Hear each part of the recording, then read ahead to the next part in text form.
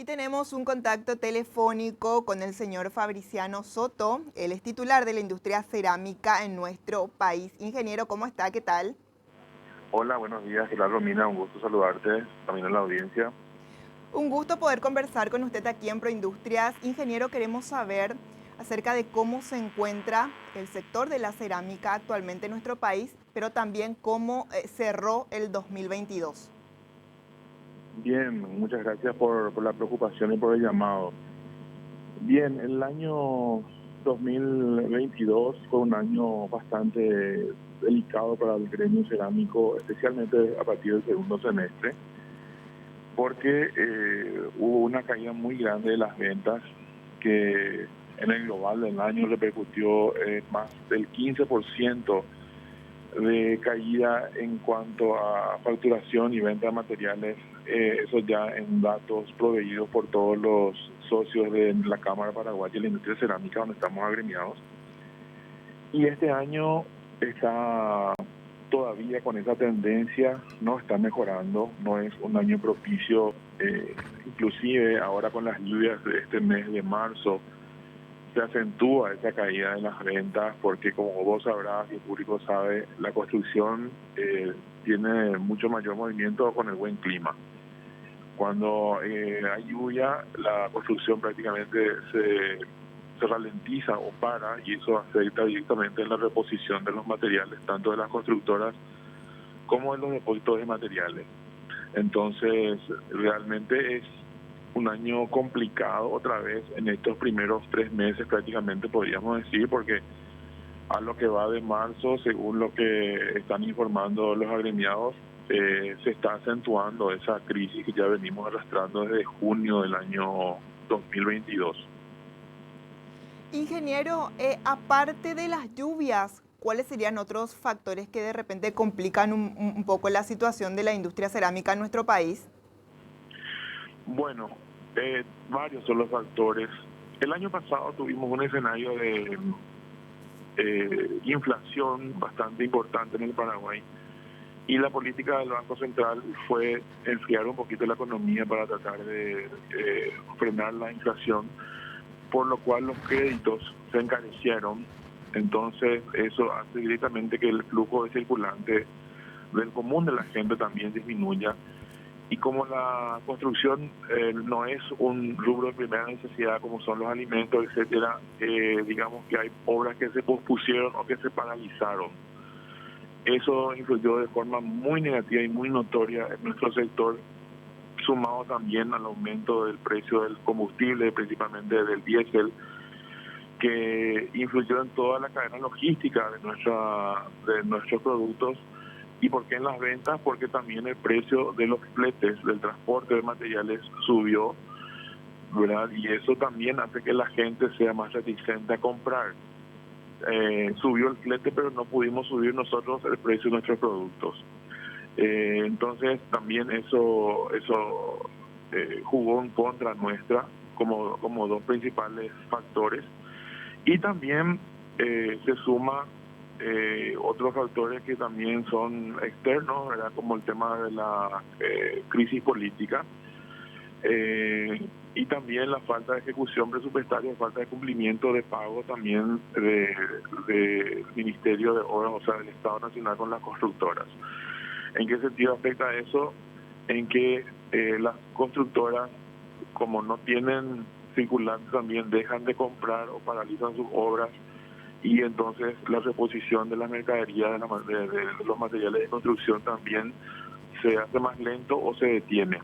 Así también la inversión pública en cuanto a construcción de viviendas, aulas y hospitales se ha venido decayendo sustantivamente en lo que va de los últimos meses, y eso también afecta a la construcción en general. Es decir, la construcción en general está en crisis en ese sentido, ¿verdad? Por la falta de pago, por la subida de los precios del combustible, por las lluvias, por la escasa cantidad de circulantes debido al aumento de las tasas de interés, y entonces todo eso suma y repercute en una caída bastante sustantiva de las ventas. Ingeniero, acerca de lo que me estabas comentando, teniendo en cuenta el año anterior, ¿cómo se suele comportar el tema de las lluvias? Ya que ahora viene abril, mayo, junio, para tener más o menos un panorama de qué nos espera. No sé si suele ser así nomás o de repente puede cambiar, pueden haber más lluvias o se mantiene esto. Bueno, el año pasado tuvimos sequía y el año anterior también, pero por lo general cuando se dan los fenómenos del niño y la niña, por lo general los meses desde el ingreso del otoño hasta mitad del invierno son propensos a ser más lluviosos y son etapas en las que nuestras cerámicas normalmente tienen un ligero bajón, un estancamiento de las ventas, para luego empezar a subir nuevamente a partir del mes de agosto, que empieza ya la temporada otra vez más seca y de viento norte que solemos tener, ¿verdad? Y con la llegada de la primavera y el verano, ¿verdad?, donde el clima es más favorable, siempre hay un repunte. Entonces, estos meses, desde abril hasta junio, son meses de meseta. Así que yo creo que esta tendencia, a más que está lloviendo luego bastante más de lo habitual, tendería, a mantenerse en estos próximos meses o inclusive con riesgo de empeorar. Así que realmente este primer semestre del año está muy complicado para nuestro sector, que resiente muchísimo, teniendo en cuenta que somos varias las empresas que estamos produciendo cerámica a gran escala, y también tenemos a una ciudad como Tomatí, que tiene también empresas de mediano porte y empresas familiares que por supuesto que resienten muchísimo esta caída de las ventas y tienen que mal vender inclusive sus productos. Así que nuestro gremio y representa a toda esa gente, ¿verdad? Tenemos a toda una ciudad como Tomatí, más todas las empresas cerámicas distribuidas a lo largo y ancho del país. Entonces estamos hablando de un sector que mueve aproximadamente a 15.000 personas a lo bajo, ¿verdad?, y sus familias, más la cadena logística. Entonces es una situación grave, preocupante, y esperamos que, si bien es cierto el tema climático no está en nuestras manos ni en manos de nadie, bueno, en la parte por lo menos la que sería el flujo de efectivo, la cadena de pagos, e inclusive si se puede rever o mejorar el precio de los combustibles, ¿verdad?, desde el gobierno nacional, desde las instituciones correspondientes, se pueda dinamizar de nuevo al sector de la construcción, así como se lo hizo en buena forma en los años de pandemia, ¿verdad?, 2020-2021 y post pandemia prácticamente. Entonces, es un semestre bastante complicado y con pronóstico reservado, ¿verdad?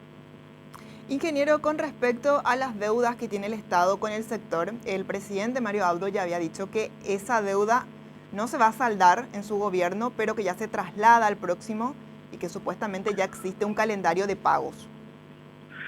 Y sí, ahí está justamente lo que te mencionaba antes, ¿verdad? Esa incertidumbre política se traslada a los negocios y se traslada a la economía, lastimosamente.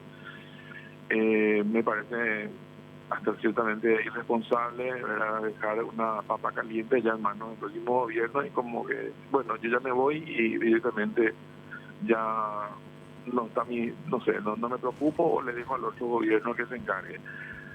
Son compromisos asumidos por el Estado, ¿verdad?, y que las constructoras en mayor o menor medida han cumplido con su trabajo de ir avanzando en cuanto a las obras, y eso, como te explicaba, es letal para muchas constructoras, porque no todas las constructoras tienen suficiente colchón monetario como para poder seguir operando. Entonces toda la cadena de pagos se ralentiza o directamente se detiene, y eso le afecta a nuestro gremio cerámico, pero también a todos los otros gremios que están vinculados a la construcción, ¿verdad? Entonces es bastante complicado, y si vemos el escenario político, nos falta un mes y 10 días para las elecciones y luego tenemos un bache, una laguna de 3 meses hasta que asuma el nuevo gobierno, sea del color que sea. Y entonces ahí uno tiene más de 4 meses prácticamente de mucha incertidumbre, y que evidentemente si no se reactiva la cadena de pagos, el mercado no se reactiva y eso nos afecta a todos. Ingeniero, nos comentaban los inconvenientes que estaban teniendo respecto al combustible, el costo del combustible y el costo del aumento de la materia prima. ¿Ustedes prefieren absorber esos gastos y tener un menor margen de ganancia que trasladarlo al cliente y de repente quedarse sin compradores. Exacto, es así de simple, es así de simple. Te doy el ejemplo de uno de los amigos, de uno de los ceramistas. Me decía la semana pasada, teníamos que tomar esa decisión, seguir absorbiendo o trasladar al cliente. Trasladaron 30 guaraníes por ladrillo, y la gente le dejó de comprar. Tuvieron que retroceder en su decisión y tuvieron que mantener el precio anterior. Es decir, no te digo un aumento de 100 guaraníes, 30 guaraníes por producto, y ya la empresa sintió que la gente directamente dejó de comprar. Entonces, esa falta de circulante se nota demasiado y es imposible trasladar al cliente todos los aumentos que venimos soportando desde febrero o marzo del año pasado, que empezó la escalada del precio del combustible. Entendemos la situación internacional, la guerra de Rusia, Ucrania, etcétera, etcétera, pero sospechosamente, o bueno, digamos llamativamente, los valores de los precios internacionales han bajado a niveles inclusive menores que los del inicio de la guerra, y nosotros seguimos pagando aquí un 10 de la precio de guerra. Entonces, realmente, cuestión de sincerarse ya de una vez. Tenemos que hacer crecer y estirar este país para adelante todos juntos, ¿verdad? El sol tendría que salir para todos y tendrán sus motivos y sus justificaciones en los sectores de la parte de los petroleros, pero hay que hacer renunciamientos. Nosotros estamos renunciando a muchas cosas y creo que no solamente el resto de la población tiene que hacer renunciamientos, sino tendríamos que hacerlo todos y vamos a hacerlo para poder sacar adelante el país. Y en cuanto a exportaciones, ¿cómo estamos, ingeniero? ¿Bajó o eso se sigue manteniendo? ¿A qué países estamos llegando actualmente?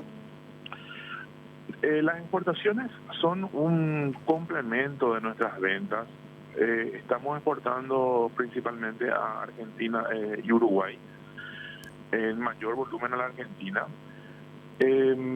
Las exportaciones a la Argentina también se resintieron en los últimos 2 años por las disposiciones cambiarias del vecino país, que restringió la salida de dólares del mercado argentino, ¿verdad? Entonces eso directamente también influyó en las exportaciones, no hacia Uruguay, que sigue una política bastante plana en cuanto a esos criterios de exportación e importación.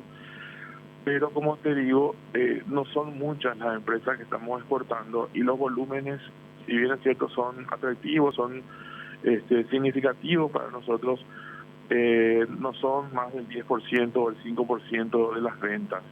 Entonces, el mercado, nuestro fuerte es nuestro mercado interno.